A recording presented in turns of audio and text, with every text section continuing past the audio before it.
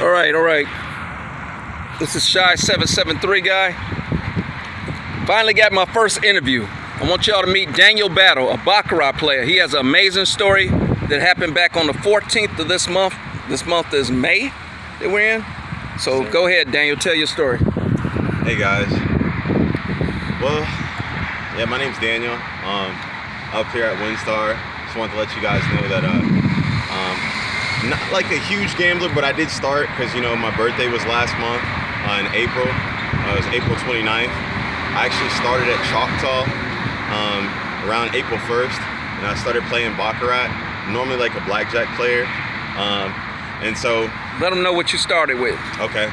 And well, when I was at Choctaw, what happened was I started with about $1,400, and I was playing at the Baccarat table. I wasn't really used to it. But what I discovered was, since at Choctaw you can pretty much place bets wherever, you don't have to wait. There's no plexiglass or anything like that. I would wait till there was like a flood of like 3 banker or 3 player, and then I would just hop from table to table and bet against the flood, because, you know, if heads or tails hits 3 times in a row, chances are it's the next one. And so I ended up making $20,000. And after I made like $20,000, went back to the tables. I was with my friend Brendan, and kind of got caught giving him some of my chips because we were trying to do double the max bet on the table. And so I ended up getting banned there for 30 days, which was fine. And so coming to Winstar, it was a whole nother table. It was way different. It didn't work out the same because you have to wait for your seating and all that. And so what had happened was, when I got to Winstar, the $20,000 that I won off the $14,000, I ended up losing it. And so the next day I came up with $500, and I won $10,000 in a day off the $500. And what I discovered is that the high stakes Baccarat table at Winstar, it's like a pattern. That's how it goes. It goes in a pattern. So at Choctaw I went against the pattern, and at Winstar I actually would go with the pattern. So if there was like 2 player, 1 banker, 2 player, then the next one that I would bet would be banker. And I just started doing that consistently. And over the course of like 2 weeks of going with this pattern at the high stakes Baccarat table, I managed to generate $101,000. And that was coming from $500 after you lost your $20,000. Mm-hmm. Coming from $500. Great story. Great. And, so go into a little bit more about it. So basically, after that, you know, of course I wanted to keep getting more. I wanted to get to 120. So I ended up losing because I got drunk one night, drinking too many shots. I went to another Baccarat table, the $1,000 maximum bet.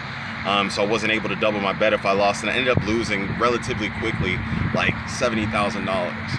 Wow. And so the next day, I started with around 18, 20,000, and I just had it in my mind that I was gonna get my money back. Like, I couldn't accept the fact that I was gonna just walk away with like 1/5 of the money that I originally made.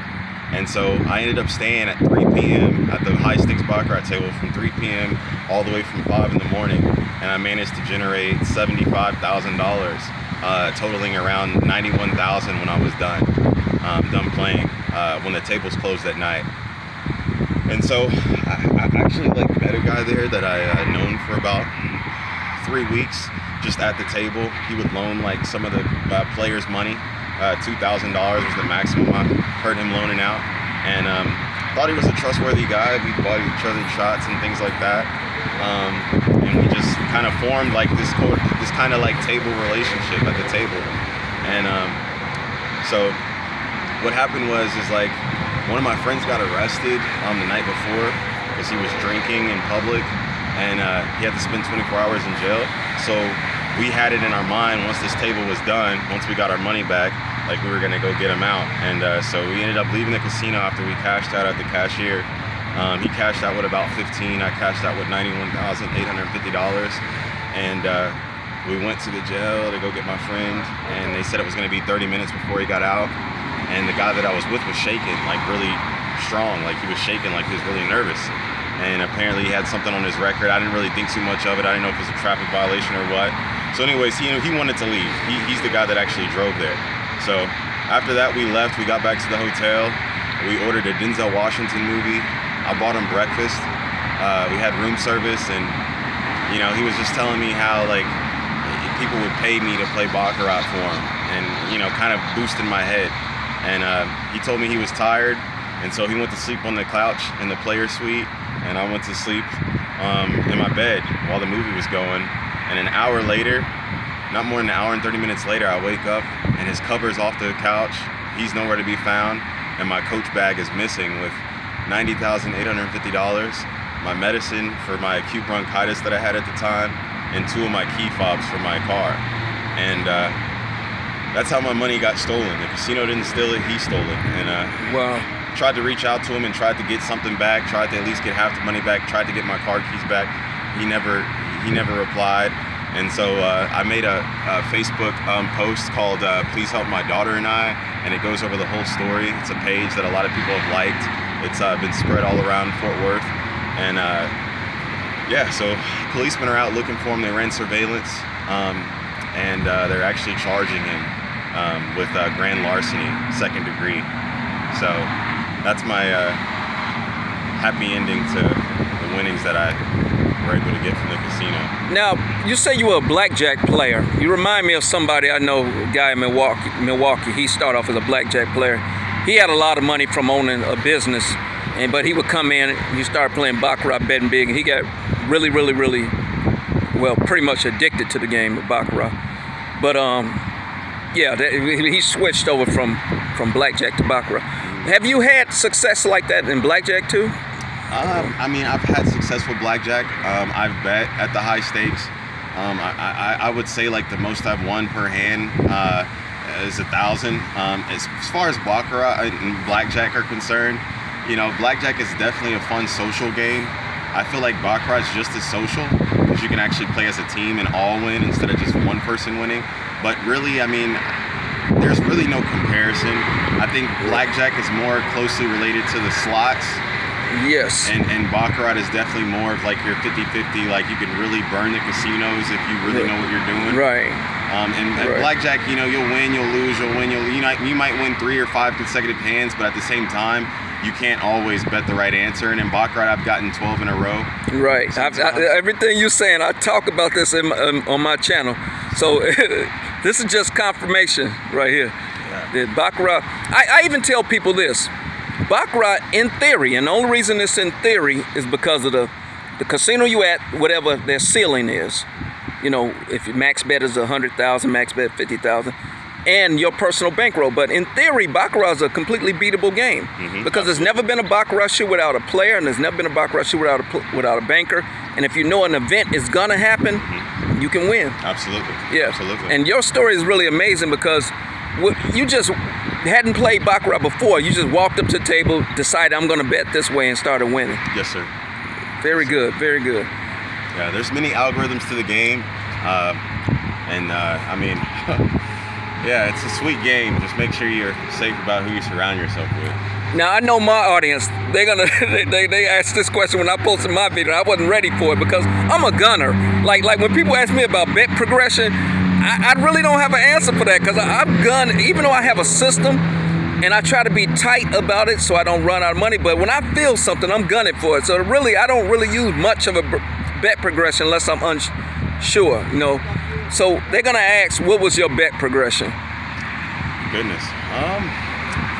What did you start? Did you start off with 500 and stick with it, or did you like parlay like a full press on your bet? I mean, what I would do is I would always try to level up. So, for instance, since I started off with 500, I try to get to 700, and then I bet 300, right? Right. After betting 100 at a time, and then once I hit 1,000, then I would, bet 100 until I get to around 15, 14, and then again I would bet 300 to kind of get over that threshold of 1,500.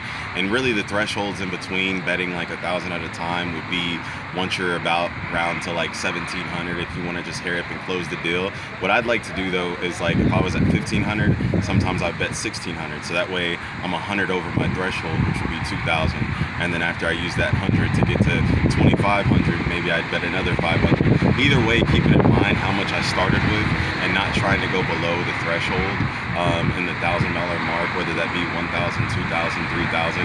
And normally when you're at like 7,000, for me at least, you know, sometimes I might even bet 3,000 just to get to 10,000, knowing that if I lost 3,000, I'd be at 4,000, which is, you know, 3,000 more, $3,500 more than what I started with. So it's really just kind of trying to like get that confidence booster. And the more money you have, obviously, the more that you're going up per hand, the more you're not going to second guess yourself. But to really answer your question, you know, if you make it up to 10,000, there's really no way you can really lose if you know what you're doing. Right, exactly. You know, you could easily get to 20,000. I'd suggest like if you have $10,000 and you want to get that $20,000 feeling right off the back, you know, I'd bet anywhere between 15 to 3,000 on that hand, specifically whenever you feel the time is right. Because once you have 13,000, of course, you could bet $1,000 a hand and be at 15, and then once you hit 15, you could tippy-toe your way to 20,000 easily and still bet $1,000 a hand. It's just really trying to get the psychological factor behind the game down.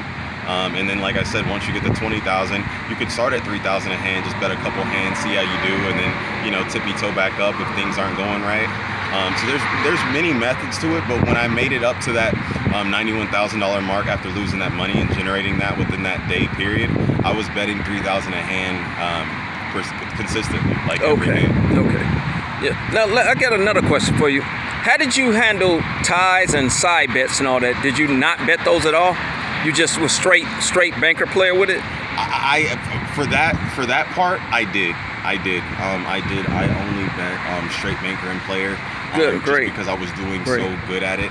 And so consistent at it that there was really a need to hit a dragon, especially if you're betting 3,000 a hand.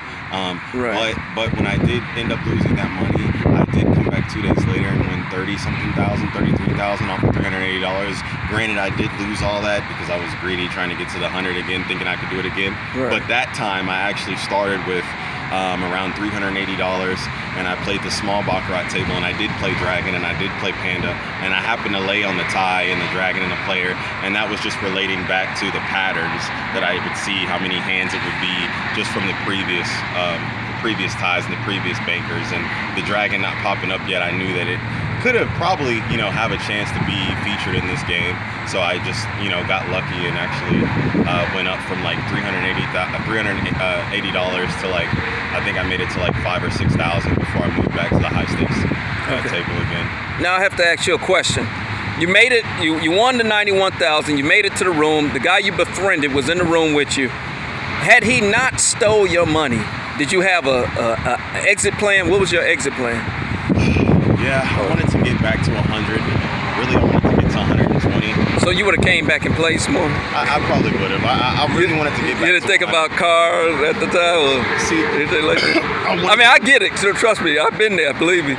See, my end result is I like Costa Rica a lot, and I was gonna buy like 5 jet skis and try to go to Costa Rica and stay there for a year, because you can stay there for 3 months before you have to leave for 3 days. And I was gonna stay there and just try to rent them out for $70 an hour. I was also thinking about buying like an 18-wheeler and starting like a trucking company. Oh, like sweet! That would have been sweet. Yeah. And so all those plans got, you know, thrown out the window, unfortunately. Yeah. But yeah, the guy that I'm supposed to be hopefully getting my money back from, who's supposed to be getting caught, he owns a '69 Camaro, maybe. That's what they say. And so like I know a buyer that's trying to buy it for $35,000, so maybe I can try to get something back from that and flip it or see what I can do. But yeah, I had some sweet plans for it, but yeah, it just all went down the drain. So. Well, sorry that happened to you with having your money stolen. Thank you. I hope you get some type of justice in that, even if it's not within the legal system, that he just comes out and pays you back. You know, but that is an amazing story. Going from 500 to 91,000 at Choctaw Casino, Thackerville, Oklahoma. This is Shy 773 guy signing out. Peace.